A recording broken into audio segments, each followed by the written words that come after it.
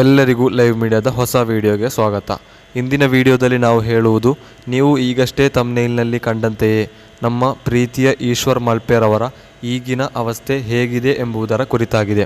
ಅದಕ್ಕಿಂತ ಮುಂಚಿತವಾಗಿ ಈ ಚಾನಲನ್ನು ನೀವು ಮೊದಲನೇದಾಗಿ ಕಾಣುವುದಾದರೆ ಕೆಳಗೆ ಕಾಣುವಂತಹ ಸಬ್ಸ್ಕ್ರೈಬ್ ಬಟನನ್ನು ಒತ್ತಿ ಹತ್ತಿರದಲ್ಲಿರುವಂತಹ ಬೆಲ್ಲೈಕನನ್ನು ಕೂಡ ಹೊಡೆಯಿರಿ. ಅದರಿಂದ ನಾನು ಅಪ್ಲೋಡ್ ಮಾಡುವಂತಹ ಎಲ್ಲ ವಿಡಿಯೋಗಳು ಕೂಡ ನಿಮ್ಮ ನೋಟಿಫಿಕೇಷನ್ ಬಾರ್ಗೆ ಬಂದು ಸೇರುವುದು. ವಿಡಿಯೋಗೆ ಕಾಲಿಡೋಣ. ಪ್ರೀತಿಯ ವೀಕ್ಷಕರೇ, ನಮ್ಮ ಪ್ರೀತಿಯ ಈಶ್ವರ್ ಮಲ್ಪೆರವರು ಎಂದು ಹೇಳಿದರೆ ಒಂದೆರಡು ತಿಂಗಳುಗಳಿಗಿಂತ ಮುಂಚೆ ನಮಗೆಲ್ಲರಿಗೂ ಕೂಡ ಚಿರಪರಿಚಯಸ್ಥರಾದಂತಹ ಒಂದು ಮಹಾನ್ ವ್ಯಕ್ತಿತ್ವವಾಗಿದ್ದಾರೆ.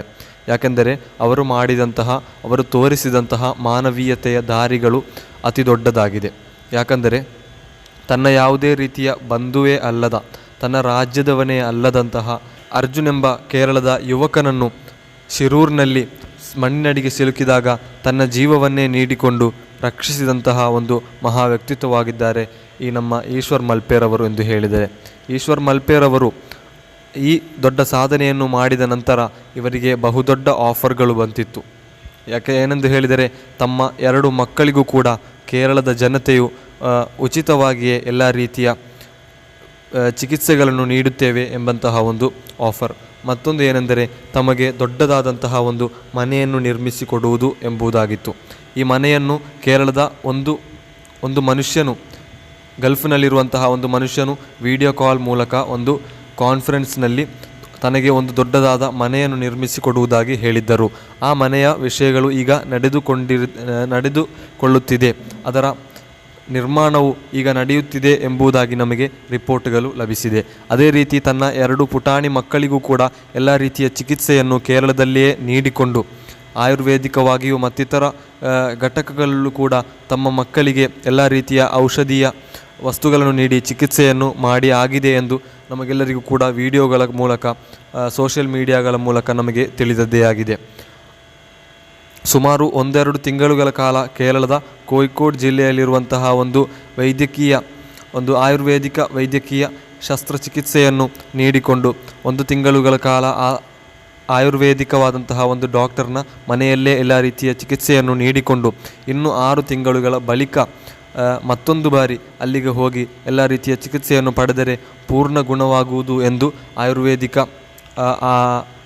ವೈದ್ಯನು ಹೇಳಿರುವುದಾಗಿ ಈಶ್ವರ್ ಮಲ್ಪೆರವರು ಹೇಳಿದ್ದಾರೆ.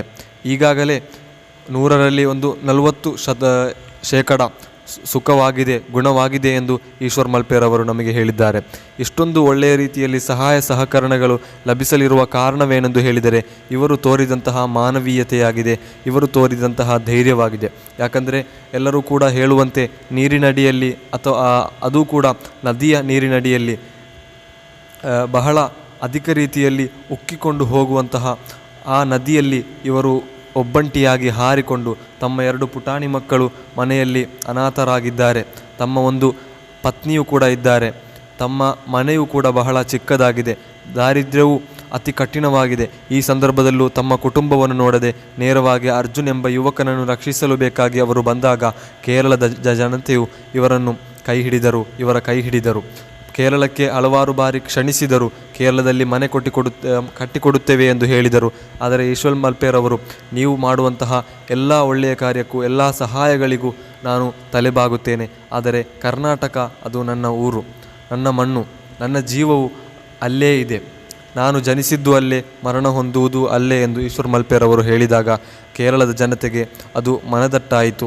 ಹಾಗೆ ಅವರಿಗೆ ಕರ್ನಾಟಕದಲ್ಲಿಯೇ ಒಂದು ಮನೆಯನ್ನು ನೀಡುತ್ತೇವೆ ಎಂದು ಅವರು ವಾಗ್ದಾನವನ್ನು ಮಾಡಿದರು.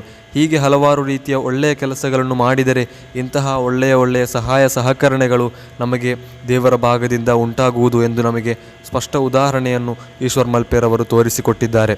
ಈಶ್ವರ್ ಮಲ್ಪೆರವರು ಈಗಲೂ ಕೂಡ ಹಲವಾರು ರೀತಿಯ ಮಾನವೀಯತೆಯ ಕೆಲಸಗಳನ್ನು ಫ್ರೀಯಾಗಿಯೇ ಮಾಡಿಕೊಡುತ್ತಿದ್ದಾರೆ. ಉದಾಹರಣೆಗೆ ಹೇಳುವುದಾದರೆ, ಅವರಲ್ಲಿರುವಂತಹ ಆ್ಯಂಬುಲೆನ್ಸ್ ತಮ್ಮ ಮಕ್ಕಳ ಹೆಸರಿನಲ್ಲಿ ಮಾಡಿದಂತಹ ಆ್ಯಂಬುಲೆನ್ಸನ್ನು ಅವರು ಸಮಾಜಕ್ಕೆ ಬೇಕಾಗಿ ಸೇವೆಯನ್ನು ಮಾಡಲು ಬೇಕಾಗಿ ಅವರು ಬದಿಗಿಟ್ಟಂತಹ ಒಂದು ಸೇವೆಯಾಗಿದೆ ಈ ಆ್ಯಂಬುಲೆನ್ಸ್ ಸೇವೆ ಎಂಬುದು. ಈ ಆ್ಯಂಬುಲೆನ್ಸ್ 24 ಗಂಟೆಗಳ ಕೂಡ ಕಾರ್ಯನಿರ್ವಹಿಸುತ್ತದೆ ಎಂದು ನಮಗೆ ವಿಡಿಯೋಗಳಲ್ಲಿ ತಿಳಿಯಿತು. ಈ ಈಶ್ವರ್ ಮಲ್ಪೆರವರ ಆ್ಯಂಬುಲೆನ್ಸ್ಗೆ ಎಲ್ಲ ರೀತಿಯ ಖರ್ಚುಗಳನ್ನು ಕೂಡ ಅವರು ಯೂಟ್ಯೂಬ್ನಿಂದ ಬರುವಂತಹ ರೆವೆನ್ಯೂವಿಂದ ಸಂಬಳದಿಂದ ಅವರು ಎಲ್ಲ ರೀತಿಯ ಖರ್ಚುಗಳನ್ನು ಮಾಡುತ್ತಾರೆ ಎಂದು ನಮಗೆ ತಿಳಿಯಲು ಸಾಧ್ಯವಾಯಿತು. ಹೀಗೆ ಹಲವಾರು ರೀತಿಯ ಕುಟುಂಬದಲ್ಲಿ ದಾರಿದ್ರ್ಯವಿದ್ದರೂ, ಕಠಿಣವಾದ ದಾರಿದ್ರ್ಯವಿದ್ದರೂ ಕೂಡ ಸಮಾಜ ಸೇವೆಗಾಗಿ ಅವರು ತಮ್ಮ ಜೀವನವನ್ನೇ ಮುಡಿಪಾಗಿಟ್ಟಿದ್ದಾರೆ ಎಂದು ನಮಗೆ ತಿಳಿಯಲು ಸಾಧ್ಯವಾಗುತ್ತಿದೆ. ಹೀಗೆ ಹಲವಾರು ರೀತಿಯ ಒಳ್ಳೆಯ ಕಾರ್ಯಗಳನ್ನು ಈಶ್ವರ್ ಮಲ್ಪೆರವರು ಮಾಡುತ್ತಿದ್ದಾರೆ.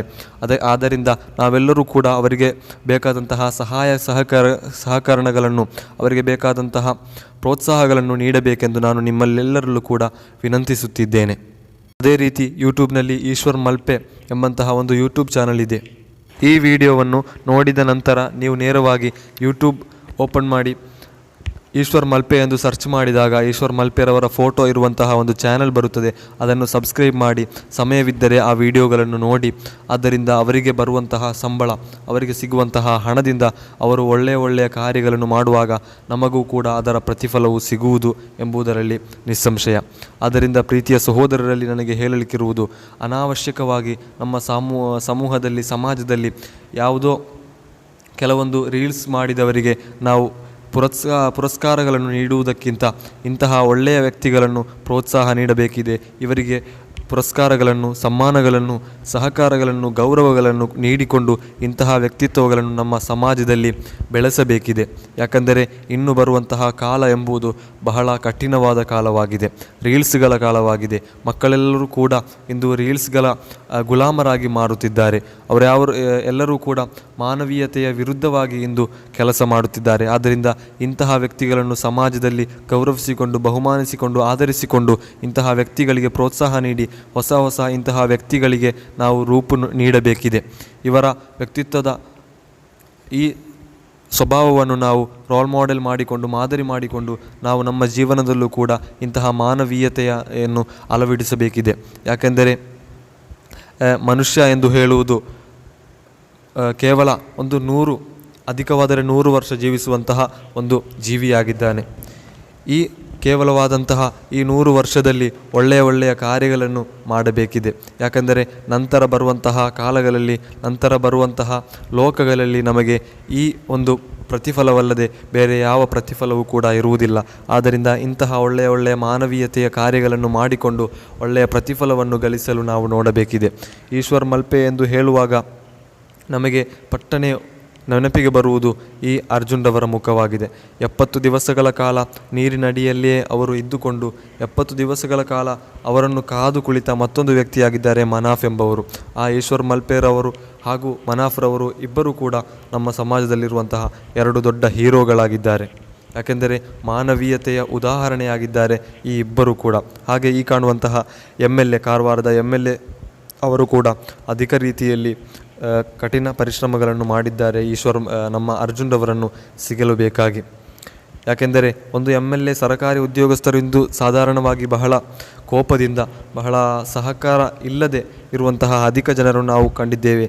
ಇಂತಹ ಸಮಯದಲ್ಲೂ ಕೂಡ ಒಳ್ಳೆಯ ಮಾನವೀಯತೆಯನ್ನು ತೋರಿದಂತಹ MLA ಅವರಿಗೂ ಕೂಡ ಅಭಿನಂದನೆಗಳನ್ನು ಸಲ್ಲಿಸಬೇಕಿದೆ. ಹಾಗೂ ಇಂತಹ ವ್ಯಕ್ತಿಗಳನ್ನು ನಾವು ಸಮಾಜದಲ್ಲಿ ಈಶ್ವರ್ ಮಲ್ಪೆರವರಂತಹ, ಮನಾಫ್ರವರಂತಹ ವ್ಯಕ್ತಿಗಳನ್ನು ಸಮಾಜದಲ್ಲಿ ಬೆಳೆಸಲು ಬೇಕಾಗಿ ಎಲ್ಲರೂ ಕೂಡ ಶ್ರಮಿಸಬೇಕೆಂದು ಹೇಳಿಕೊಂಡು ವಿಡಿಯೋವಿಗೆ ವಿರಾಮ.